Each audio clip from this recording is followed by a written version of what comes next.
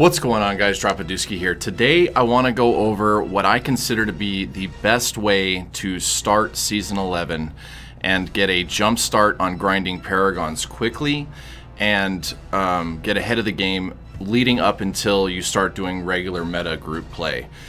So when I do this each season, I kind of prepare by checking out what the Hedrig's gift is going to be for the upcoming season and kind of determine which sets will be the strongest for the start of the season and get me into doing things as fast as possible.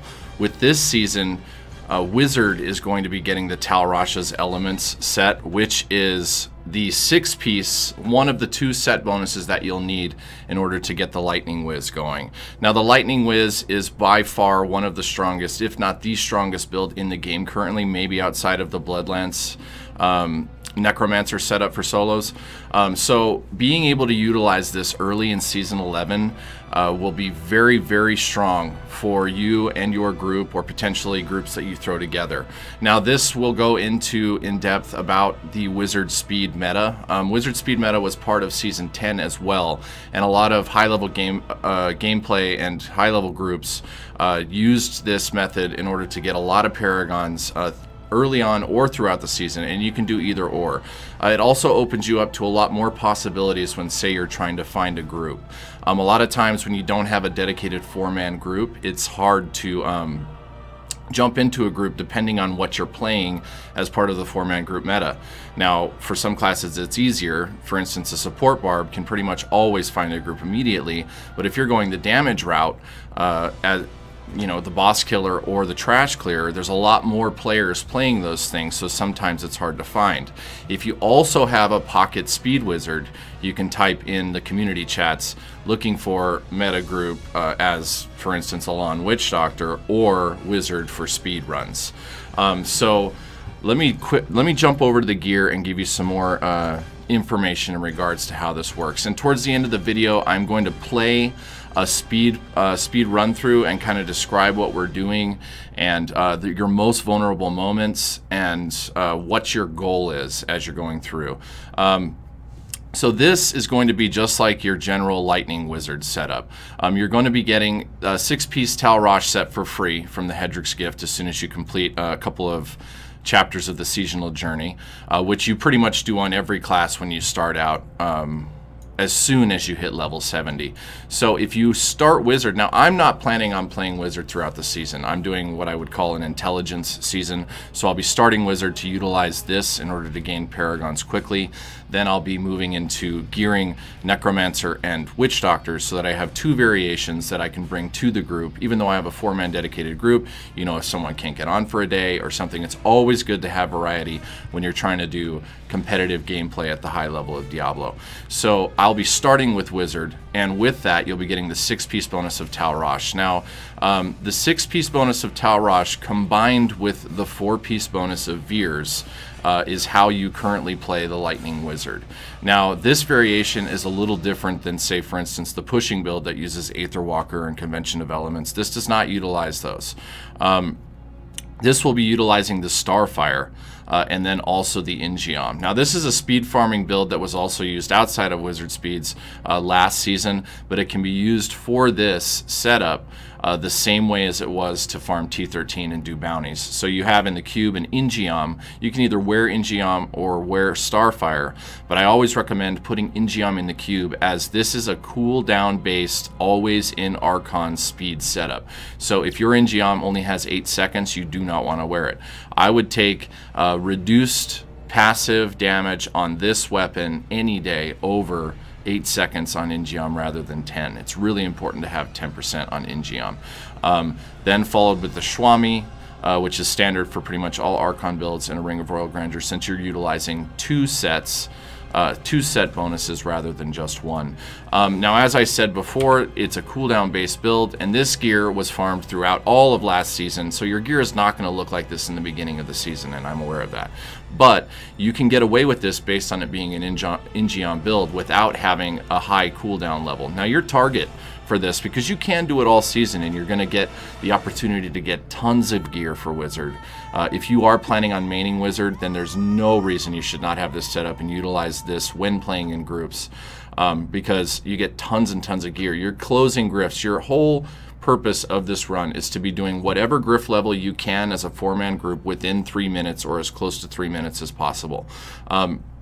Utilizing that plus utilizing experience pools will give you more XP than, say for instance, doing your standard. I'm going to do 90s in 6 to 7 minutes with my meta group versus doing these in 3 minutes. You can knock out a lot more of these and get a lot more XP and also get a ton of blood shards, a ton of gear, and since like I'm going the intelligence route, for example, I'm going to get a lot of loot share, right? I can get witching hours, I can get other items, especially for the Lawn Witch Doctor, that I can then give to my Witch Doctor to use when I do standard groups. Now, I'm always looking for cooldown, so I have cooldown on my shoulders, cooldown on my gloves, cooldown on one of my rings, and cooldown on my amulet, cooldown on my offhand, and cooldown on my weapon. Now, you can get cooldown on both rings, but you don't really need it because, as I said, this is going to be utilizing in Giamma. When you see the playthrough later, your first goal and primary goal throughout these speedrun rifts is killing a pack and getting that proc, which enables you to get away with some flexibility in the cooldown area. Now, I did run this early last season with as low as 52 to 55% cooldown, which is pretty unoptimized gear, which is what you may get in the beginning.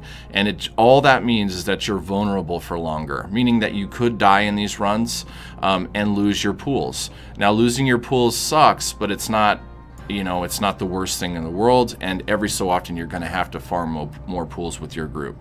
So the way that this whole build works, and also let me go finish up the gear before we get too crazy with that. You're going to be wearing Fazulas for the automatically start with 50 Archon stacks. This is pretty standard for most Archon builds as well. And then on the bracers slot early, I would be wearing these Azengar blood bracers to keep you alive, because that's, as I was saying before, you want to keep your pools as often as possible, right? You don't want to lose your pools. But as you get stronger and you get your cooldown reduction up, if, say for instance, your monk is not fully optimized in a random group and you're doing wizard speeds, you can take the Nemesis bracers, but I wouldn't recommend it. The gems that you're using here are Bane of the Trapped, Zai's Stone of Vengeance, and Gogok of Swiftness. And let's go over the abilities for this, and then I'll go over the basic gameplay. It's Arcane Static Torrent. This will give you the lightning version of the Talrosh 4-piece set. Blizzard Snowbound will give you the cold. Teleport Calamity will give you the arcane, and Archon Combustion will give you the fire, giving you the 4 elemental damage bonus from the Talrosh set, giving you maximized damage as you're going through when you go into Archon mode for the very first time. You use Magic Weapon Deflection, which gives you increased damage and a shield, coupled with Energy Armor, Force Armor, which also gives you another shield, and when utilizing those shield bracers, it's going to make you fairly tanky when you're not in Archon mode. Unstable Anomaly is a passive. This is how the Lightning Wizard works with the Manald Heal proc. Power Hungry for damage. Evocation for cooldowns, as this is a cooldown build. And Paralysis. Excuse me, I said Unstable Anomaly. Paralysis is what causes the Manald Heal proc. But you're going to be taking Unstable Anomaly as well. So you always have this as a standard for the Lightning Wizard setup. As you can see here, enemies stunned with paralysis also take X amount of damage, up to 14,000% weapon damage as lightning. So that is the Lightning Wizard in a sense.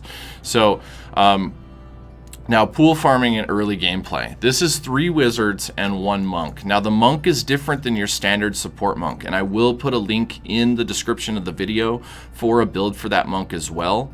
And it will also be benefiting from certain things such as the Gloves of Worship and the staff that creates, lets you randomly get pylons when things die, which enables that monk to get a little bit more XP as you're going through as well and doing these speed runs. So in the beginning of the season, when you hit level 70 and you start farming and you get your Talrosh gear and you get this all set up, you're going to have to farm Gryff Stones, right? Because you're going to be smashing out Gryffs in this variation very, very quickly, so you're going to need a lot of Gryff Stones. That is a great way for you to farm up 10 XP pools. Now you can hold up to 10 experience pools at a time, and keep them here as long as you don't die. So as you're farming GRs, you're going to get XP pools with your party. You'll get them all the way stacked up to 10. So if you're doing, say for instance, T10, that'd be 20 Gryph stones if you get one every rift, and then you can go run 20 Gryphs and burn through those pools, which gives you 25% increased experience throughout all of the greater rifts and everything that you're doing. So it's a very, very good way to run this build. Now, when you lose those pools, you lose that 25%, and you're going to have to work this out with your group as you go. So say, for instance, you get in a hairy situation, your wizard dies, you lose your pools, but everyone else has their pools. What I'll typically do is just continue playing until everyone needs pools, or when they switch over to another character to spend blood shards, I'll quickly scout out a pool on the map and then say, hey, I got a pool, come get it. So at least I get 25% for a little bit until we actually start farming stones again and get more pools. Now, for all of you that are not planning on running wizards throughout the season but still want to utilize this, the path that I recommend and what I will be doing is, as soon as I have my lightning wizard set up, and I'm not saying optimize, just have the gear that I'm looking for, I will immediately power level the primary class or class that I'm planning on playing in regular group metas, which would be for me a necromancer for the boss killer or the witch doctor, but I'll be starting necromancer as part of my group's setup. And going forward, as you fill up on blood shards, I immediately just say, hey, I gotta switch to my necromancer, spend all my resources on my other class, because you don't need the extra added loot chances from Kadala on this wizard, as you're getting tons and tons of loot for the wizard as you go through. So this wizard will be geared by the time your necromancer or your witch doctor is geared if you're running this process. Then at that point, your group can say, hey, I'm tired of doing these speeds, let's start doing regular runs, and you can transition into running regular group setups. Now I'm going to go over a couple of the pros and cons with this before we do the run through as well. Some of the huge pros are you're going to get tons and tons of experience right away. You're going to get loot sharing for other intelligence classes. You're going to get a jump start ahead of other people that run standard meta groups at the beginning of the season. You're also going to be taking advantage of one of the strongest, if not the strongest, free Hedrig's Gift set bonus that you can get for Season 11. Some of the cons are it may not be your primary class that you're planning on focusing. It does get tedious, and it is sort of, you know, it can get grindy at the end. But this is Diablo 3, so there is a lot of grinding, especially when you're trying to play at a high competitive level, so that shouldn't be too surprising. And you're going to be not getting as much loot for, say, your primary class early, but you're getting paragons. Now, one misconception that a lot of people have, and I don't want to ramble too much, but I want to get into this. At the end of the game, if you're looking to be in the top 25, top 50 players in the country, or wherever region that you're in, paragons are very, very important. Now, I'm not saying that they're the number one thing. Of course you need gear, of course you need augments, but paragons are going to separate you or give you a little bit more of an advantage than some other player that didn't have as many of them. So if utilizing this, and also being able to utilize this throughout the season when you can't get your regular group set up, you're always going to be gaining paragons, which is very, very important for, you know, high level competitive Diablo play. One other pro that I want to mention is that you can level your augment gems up to, you know, 60 for free with this setup, and get a whole set of 60s or 2 sets of 60s ready to go for your primary class. So when it's time, okay, we're going to do meta groups, you have 60s sitting there, you have 13, 20 60s sitting there ready to go, so that you can then start leveling them up to augment your gear and also level your primary gems up so that you can compete on the 4-man groups. I'm pretty sure we covered everything about this. One minor thing that I'll say is, once you hit those cooldown caps, a way to make this stronger as you're going is to, for 2 of your 3 wizards, because this is a 3 wizard, 1 monk meta setup, you can switch out Obsidian Ring of the Zodiac with Convention of the Elements. Now, there is no wonky gameplay here. There is no timing conventions with lightning. All this is giving you that advantage when your Monaltiel proc happens to hit on lightning. You're going to dominate everything in the Grift, and it can enable you to turn it from a 3-minute 75 to a 3-minute 78, or a 3-minute 78 to a 3-minute 80, and so forth. So I do say that only 2 wizards can do this, not all 3. That 3rd wizard that's still using the Obsidian Ring of the Zodiac is helping the group kill the first pack, right? So for the other 2 wizards that are wearing conventions, they're not going to have the same cooldown reduction with the loss of this ring, and it's going to give them a lot more time as a vulnerable wizard, whereas the other one can use Obsidian Ring to proc Archon quickly, kill that first pack, give the whole team Ingeon, and then you're rolling.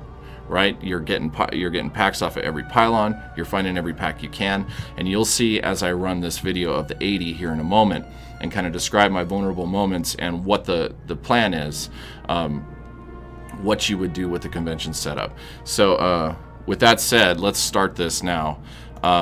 So I've just entered the Grift. This is going to be the most vulnerable moment you have. When you hit your first Archon, you don't have double Archon stacks, and all you're doing right now is hunting a pack, right? You're hunting a pack with your group, trying to find a blue or a yellow, something that will give you an Ingeon proc. So as you can see, I found one here. Now, this moment right now, when I come out of this very first Archon, is going to be my most vulnerable moment. So you're going to be teleporting, you're going to be stunning, you're going to be moving, you're going to try and keep your shields up so that you don't lose your XP pools as this is happening. Now this is gone. You can see down on my screen here, I have the Ingeon proc, and now you just steamroll this rift, right? We just killed the yellow off the pylon, we just killed a blue, you're moving, you're moving. Now with my cooldown where it's at, 2 Ingeon refreshes equals automatic re-entry into Archon. So when I come out of Archon, as you'll see in a second, I can instantly go back in and continue the process through this rift. Now I will go over a little bit of this monk gameplay as well, even though this isn't from the monk's perspective. The monk is here for a variety of reasons, right? It's not your standard support monk that's keeping your damage dealer alive. Yes, it does a little bit of healing, but it's utilizing the strong arm bracer proc from its pull so that it's setting up packs that are now getting 30% increased damage from the wizards by doing the pull. It's also hitting all of the pylons, and in an ideal scenario where we're all somewhat together, where we're a little bit off on this one, he's grabbing all the globes as well, because your focus as the wizard is to get as many Archon stacks as possible and do as much burst damage as you can to get through this Grift. Now you can see here, now I do have a lot of Paragons, but as you can see here, we're in an 80 and we're completely destroying this. Now it's not going to look this way early season. I understand that. I'm sure we're going to get lots of comments about, oh, your Paragon levels are high. Your target is not the Grift level itself. Your target is 3 minutes, right? You want to finish a Grift in under 3 minutes. Now, in the early season, if that means that that's a 70 or a 68 or a 74, you're shooting for 3 minutes. So it'll take you a few runs to see like, hey, what kind of damage output can my wizards do? And where can we sit at 3-minute Grifts? Because that's the most optimal spot for XP with this route. So we've just spawned the boss. He immediately melts, right? So as I was saying earlier, it can be kind of mindless gameplay. You quickly pick up your loot, level up your gems. Now I was recording this just for this video's purposes, so normally I would be trying to go through this as fast as possible, because with everything in Diablo at a competitive level, efficiency is everything, right? So you want to quickly level up your gems, go back, turn in, reset, go, right? And you're going to be doing this for hours on end, but you're going to watch the Paragons just skyrocket. There were multiple players last season that started this route rather than the conventional route, which I started last season, and they completely passed me within a week, and they had started a week later. As you can see there, we finished this Grift in 2 minutes and 34 seconds, and this is a level 80. So that's pretty much it for this video guide. As always, please give me feedback, give me comments. If you have more questions, let me know in the comments below, and I will answer them. Thumbs up if you like the video. If not, thumbs down. Just give me feedback on what you think about guides like this. I typically just do my standard, you know, this is the build, you know, for solo gameplay and so forth. And I kind of want to take an aspect now that gives you more information into like the thought and the process for how I'm going to tackle a season, right? Because in previous seasons, I've ranked fairly high, in the top 50 for the last 3 or 4 seasons for the class that I've mained, and I try and have a game plan going in. So if you want to see more content like this, let me know, and we'll keep it coming. once again, I want to do a big shout out. I do this every video to all my subscribers and all my Twitch followers. If you haven't checked me out on Twitch, I stream live 6 days a week in the middle of the season and off season, and during the beginning of the season for the first 2 weeks, I'm on every single day for 12 to 14 hours. It's twitch.tv/Dropaduski. Stop by there, toss a follow, hang out. You can ask questions. We have a lot of fun. It's, you know, it's just a way to have fun and learn stuff about Diablo. So stop by the Twitch stream and give us a shout out. Also, thank you so much to all my YouTube subs. The channel's been growing fairly quickly, and I do want to get more guides out, and I want to know from you guys what kind of guides you want, rather than just, hey, here's a solo guide. If you want more stuff like this, let me know. All right, everybody, good luck in the grifts. Super pumped for Season 11. Don't forget, it's July 20th. Starts at 5 p.m. in your specific region, CET, Pacific Standard Time, and I don't know the Asian time. But good luck, and happy hunting gear.